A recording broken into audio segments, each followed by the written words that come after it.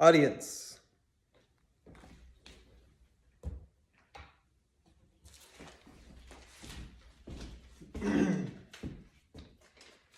For on the outside are dogs and sorcerers and murderers and idolaters. Revelation 22:15. Dogs are mentioned 41 times in the Bible. Cats, not outright, but many scholars believe they're referenced as sorcerers. Rocks, on the other hand, are mentioned nearly 500 times. Today I'm going to tell you why that might be. According to the American Veterinary Medical Association, the average American cat and dog owner spends anywhere from $1,200 to $2,500 a year on food and $600 a year on vet bills.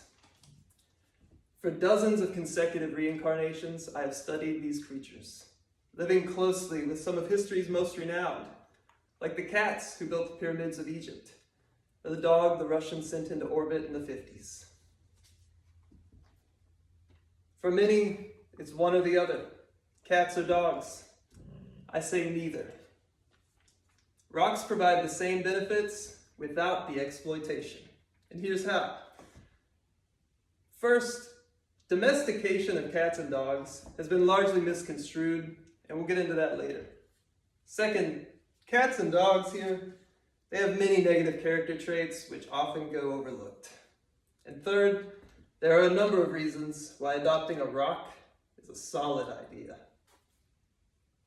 So, the first thing you need to understand is domestication of cats and dogs, enslavement to cats and dogs. Beginning in ancient Egypt, cats rose to elite status, driving their slaves to unheard of architectural feats, until being conquered by the Roman Emperor Octavian. From then on, dogs held an apparent dominance in the public eye. However, cats continued to coordinate with their canine counterparts to enslave humans. For many years, they provided us services such as protection, friendship, hunting, pest control. They earned our trust. We brought them into our homes, stopped expecting them to find food for themselves, much less help us to find ours. Today, there's over 130 million of these domesticated cats and dogs in America.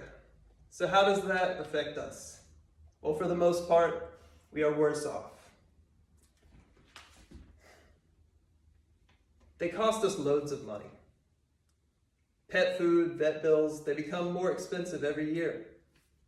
Public housing in the form of shelters is paid for by your tax dollars, yet it relies heavily on the hard labor of unpaid volunteers.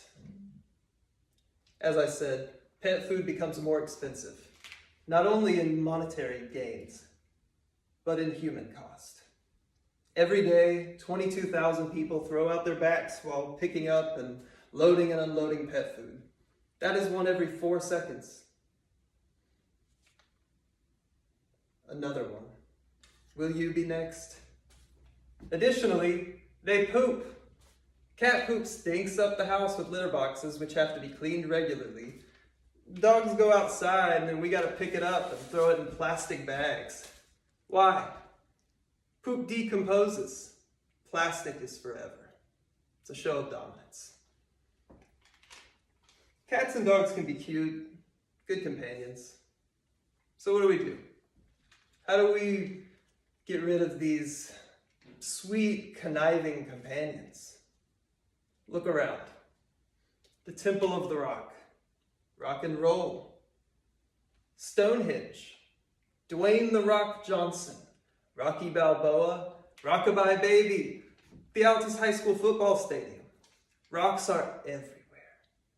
And we fail to appreciate all the roles they serve in society. Jacks of all trades, they readily act as tools, weapons, decorations, good luck charms, even friends. When you adopt a rock, you adopt a friend for life. They don't get sick, they don't run away. They are great listeners.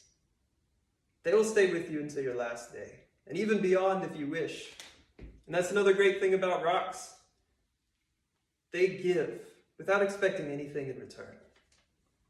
I've had many of my rocks for centuries, millennia, and I would not trade them for either of these moochers. So, we shed some light on animal exploitation of humans, the toll it's taken on us, and all the many benefits of rock companionship.